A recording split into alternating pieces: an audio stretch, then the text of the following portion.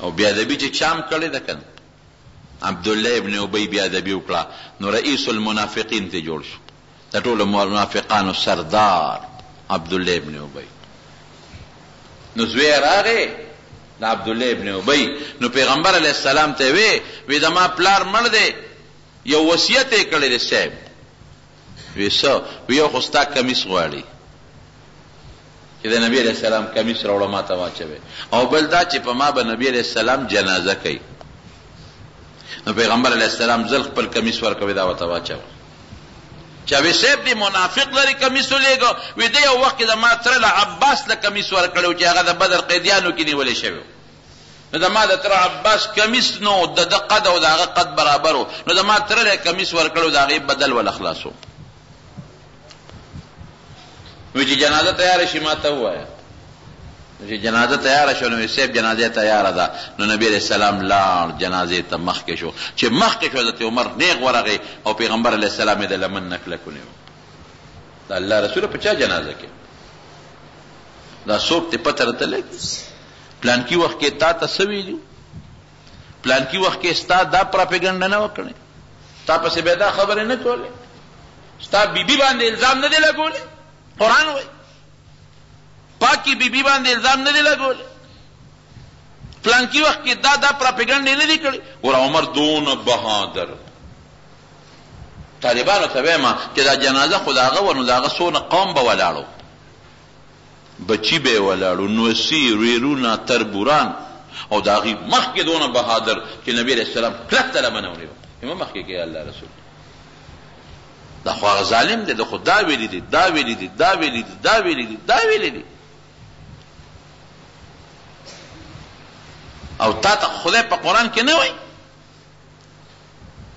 استغفر لهم او لا تستغفر لهم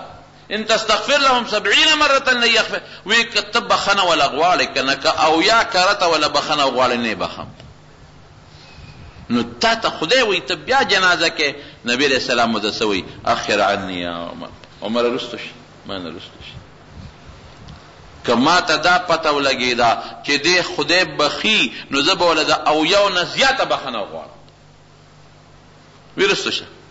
کوم په جنازې نه د الله نه منع کړی نو پیغمبر علیه السلام په جنازه وکړه نو خدای په قرآن شریف کې آیت نازل کړ لا تصلي على احد منهم مات ابدا ولا تقم على قبره ورې پام کوه نن دې وکړه خو چې د نن نه پس د داسې قسمه منافق جنازه ونه کړي او نه د داسې منافق قبر ته دعا دپاره ودرېږي بس ووایه که نه چې قرآن شریف کې دا څومره د تذلیل دی دی که نه دی چې قرآن شریف کې الله وایي د دې منافق جنازه به باز د داسې به نه کې په قبر ته به نه ودرېږي دا ولې بیادبي وه موقع به د نبي علیه السلام بیادبی کوي موقع به حضور پاک ته سپک کتل او موقع به د نبی علیه السلام خلاف کو دغه مقام ته خدای ورسوي ناس به په مجلس کې د پیغمبر علیه السلام سره قرآن به اورېده ناس به په مجلس کې د نبی علیه السلام سره حدیث به پیژنده جهاد لبته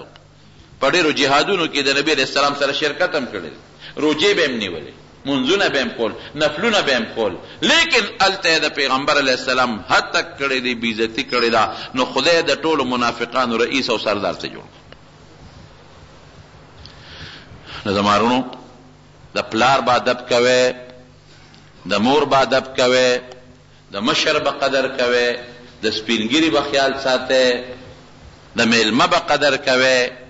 د عالم به قدر کوئ د طالب به قدر کوئ د جماعت د مدرسې د قرآن د دین د کتاب د پټکي د ګیرې